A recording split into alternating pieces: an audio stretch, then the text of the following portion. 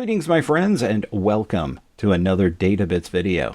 Today we're going to do something retro, and that would be this retro phone from 2007. It's a Glofiish X800. It was made by a company called Eten. It is running the most hideous operating system known to any smartphone, and that is this Windows CE operating system. And we'll get into it by using this little app here that I have called My Mobiler. So it'll let me share the screen from what's on it to your screen so that we can kind of explore the absolute hideousness of this operating system. Luckily for us, Android and the Apple iOS came along to replace the hideousness of this thing. But let's get into the tech details on this. This is gsmarena.com, lists all these fun things. So once again, released in 2007 of November, it runs the Microsoft Windows Mobile 6 Professional operating system, and it does so with only 64 megabytes of RAM. It also has 256 megabytes of ROM. Again, that's megabytes, not gigabytes. But you can expand your memory by adding a micro SD card, which must have been hugely innovative at that time, because most of your other Pocket PCs just had a regular huge size SD card in them, which I guess really isn't that huge. Yeah, so it had very forward-thinking, very innovative features like a front-facing camera and a rear-facing camera. The main one is a 2 megapixel autofocus camera. But here's the other things it had that I don't know of any other Pocket PC I've ever owned or smartphone with Windows on it had, and that is all of this radio stuff. So it had Wi-Fi built in, it had Bluetooth built in, it had GPS built in, and it has an FM radio. Now that is pretty darn cool for that time. I mean, you don't need a computer anymore. You have this thing. So throw your computer out the window. So let's take a look at it. What I did is I created a little PowerPoint to show you here, and I used a really old version. It's PowerPoint 2003. So here is the little beauty sitting out on my back porch. And as you can see on the front here, you've got some buttons. You've got a little, I don't know, it almost looks like a little clear crystal-ish top to this button here, this little joystick. And that's your directional, up, down, left, and right. We have a couple of little soft buttons here that correspond to buttons on the screen. It is a touch screen, by the way. Here's your GPS, quick access, your home button, your hang up and dial buttons, your Windows button, and an OK button right there, as well as the little speaker up here at the top that you can put next to your ear to make phone calls, your front-facing camera with a nice red ring around it, and a couple of indicator LEDs up here at the top. On the back, we have this deteriorating rubber piece that I tried to clean it up using some rubber renew, which really helped on the sides and the bottom and the top. But on the back here, it doesn't look so great. But beyond that, we have our rear-facing camera, we have a flash, a light, and then we have a little mirror thing, a little square mirror thing, so you could do selfies. Now, who was doing selfies in 2007? I don't know. That kind of came later, it seems. But you could do it with the Glofiish here. You have a speaker on the back, which is really tinny and awful. On the bottom here, you can see this is your microphone hole and your entrance for the SD card, micro SD card, as well as a USB interface. And you can kind of see that little, I don't know, kind of a glassy top to that button right there. Kind of glassy and classy. Bottom right here, you'll see the place where you put in your stylus. So we are going to be pecking on this screen with a stylus, not with our fingers. That's kind of a, touch is kind of a new thing. But back then, you would use this microscopic pin on this microscopic screen to do all your navigating.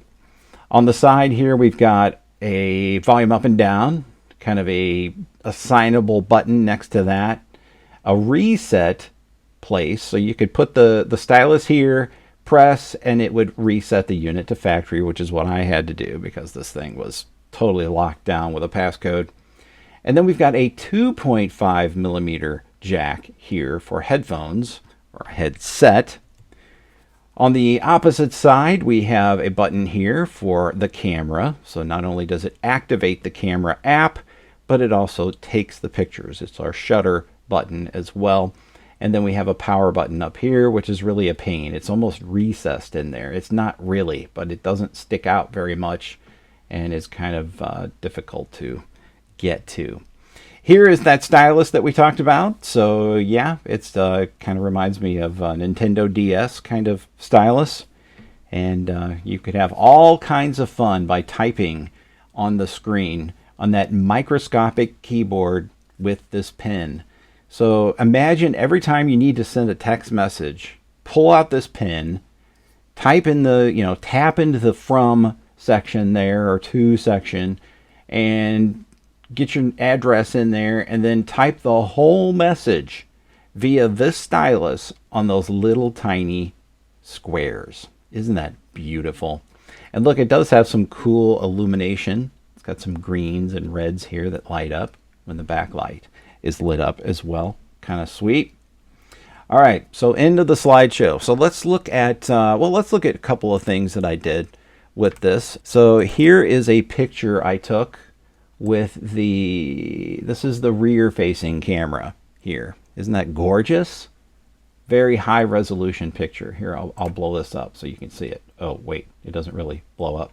How about I zoom in? Oh, there we go. Oh, wow, look at that amazing resolution. Beautiful. 2 megapixels of beauty right there. All right, and then I took another picture with the front facing camera, and there's that. And again, it's quite gorgeous. The more you zoom in, the more you appreciate it. It's great. So imagine your selfies looking like this. Just beautiful. And then I have a little video that I took here, and you'll be amazed at the picture quality here. So we're just doing a little pan down from the trees down to that same little bouquet of flowers there. Isn't that gorgeous? The frame rate is like super awesome. It's going at least 120 gazillion hertz, Kind of hurts to watch that, actually. Let's take a little dive into the unit itself here. So these are your apps. Your apps on here would have been under programs. And the way you would get the apps that didn't come with the phone on it would be to have an executable file. There was no app store. So you either went to the store, like a physical store like Best Buy, and you bought a CD that had Windows CE apps on it, or you downloaded it from the manufacturer's website, if that was even a thing back then. Mostly you would get it from CDs. You would double click the executable, and when the executable was running, it would activate this, which is your Windows Mobile Device Center. Now I'm running this on Windows 8 right now. Do you guys remember Windows 8? Here, let me give you a taste of Windows 8. Oh yeah, remember the tiles? Oh, I love these tiles. They're so beautiful. Anyway, Windows Mobile Device Center still runs on Windows 8, so that's why we're using it here. So this was like your iTunes. So once you connected your phone to the computer, you could then drop some music and pictures and photos and all kinds of cool stuff onto it and sync it with your computer, backing it up. You could change your device settings here. You could, again, install your programs and apps. And again, you would double click an exe. It would activate something in this. It would come up on the screen like you usually see with a wizard. And then on your mobile screen over here, the prompts would come up there asking you if it was okay to install it and so forth. It included some really great games, and it was just like, okay, these are the games that are on the desktop. Let's just pull them on over. Bookworm, I added myself. And then we've got Bubble Breaker and Solitaire. Oh, yeah, look at that. That is gorgeous. And then, your usual Solitaire program comes up here. Oh, yeah, look at that. Beautiful graphics. So we've got our GPS. Now the GPS viewer that's included with this phone, even after reset, it was still there. but it doesn't actually work. I get this error. So unfortunately, I can't demonstrate for you the original GPS, but I would imagine it was probably hideous. I wanted to make a phone call. I could go into my phone settings here and set that up. I can set up MMS messaging, multimedia messaging. My scenarios setup here is like general mode, meeting mode, outdoor mode, silent mode. Those are all beautiful settings there. Again, if I wanted to send you a text, I could pull this up here. Look at there, I can insert a picture or photo, insert audio, grab my little pen and tap on the screen, and I'll just put, you know, you there. And my subject is hi. And then let's see, I want to insert a picture or photo. So I'm just going to tap on that. And I'm going to go into my pictures here, which there is none. So I'm going to go to my SD card and then go into camera. And then I can go up here and I can hit OK. Do you want to save this message in the drafts folder? No. So again, we're bringing the experience of the desktop to mobile. And it's like, oh yeah, this is the way you do it on your computer. So let's do that on the mobile as well. And whoever thought of that was just crazy, because that's not the way to do it. You do things differently on your mobile phone. What about surfing the internet? Okay, this is awful. Notice how slow this thing is too. It's just ridiculous.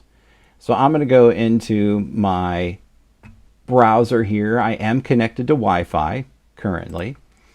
So let's say, and I'm going to type this on my actual computer keyboard versus using all those little dots down there, those little squares. And let's just see if we can pull up Google on here. Ah, looky there. It is Google. All right, so I really want to know about this really cool YouTuber named Databits. So let's put his name in there and search and see what we get. There we go, connecting. So then we see, oh, we get a certificate warning. I'll just say yes, we'll take it. It's probably going to destroy my little mobile phone here, but I'll say yes. Wonder if it'll let me scroll now. There we go. So there we are. There we are. This Databits channel is pleased to provide you with the best in new tech, vintage, and oddity gadgets, etc. Okay, so there's what's surfing the web is like. It's terrible. And of course, this browser is way beyond its age, so most websites are not going to load on here at all. I want to make a phone call, so I'm going to hit this green button here. Make a call button on the front of the phone, and that brings me here. So here I can dial a number, 314-555-1212. And then I hit that again. And then it shows it's dialing. The phone does have some interesting sounds in it as well.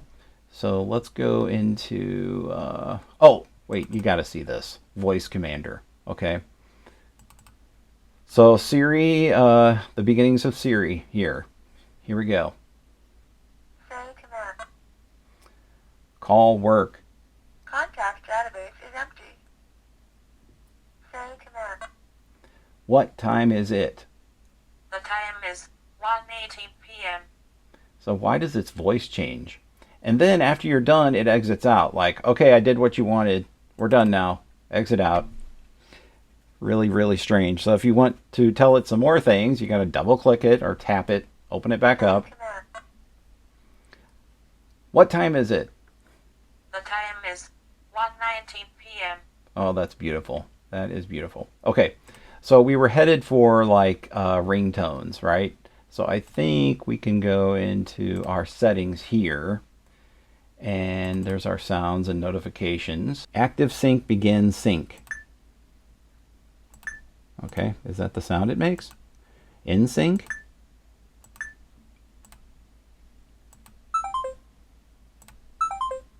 Okay, sorry. I forgot to hit the little button next to it. Auto receive. So beam. So if you had a friend nearby, you could beam things to them via the infrared port. And I don't believe this one has infrared on it, but it was a built-in thing. Connection disconnected. Loudest. Incoming call.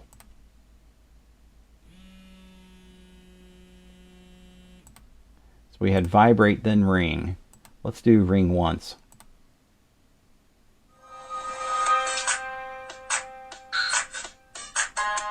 Yeah. Love it. Okay, how about this one?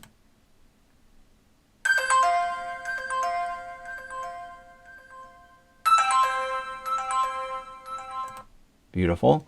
How about rumblebee?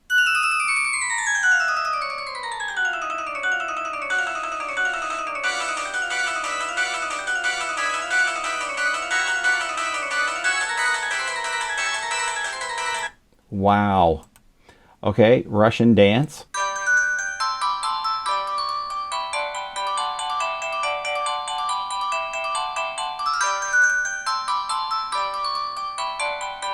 Now you are hearing this directly from the speaker of this device. Isn't that lovely? Twinkle star.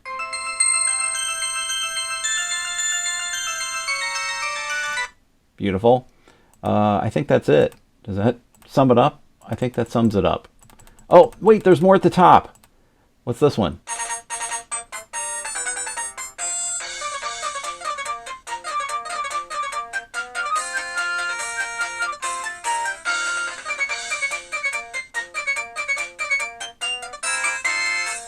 That sounds like MIDI to me.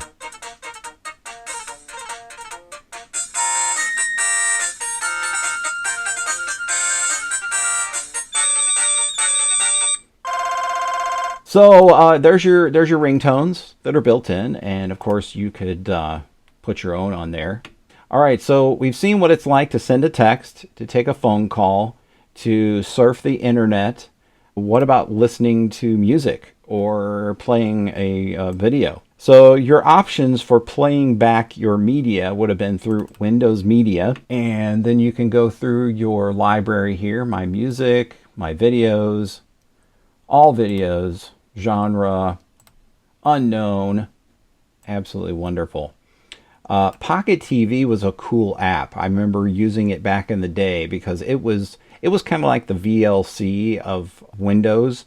It would play back the different media types that Windows Media would not play. By the way, here's the answer to my question that I had to myself earlier, which is, what was the original Windows Mobile Device Center called? It was called Active Sync. So there it is right there. Those of you who used one of these back in the day probably remember Active Sync. You can set your ownership here. You can read your email here.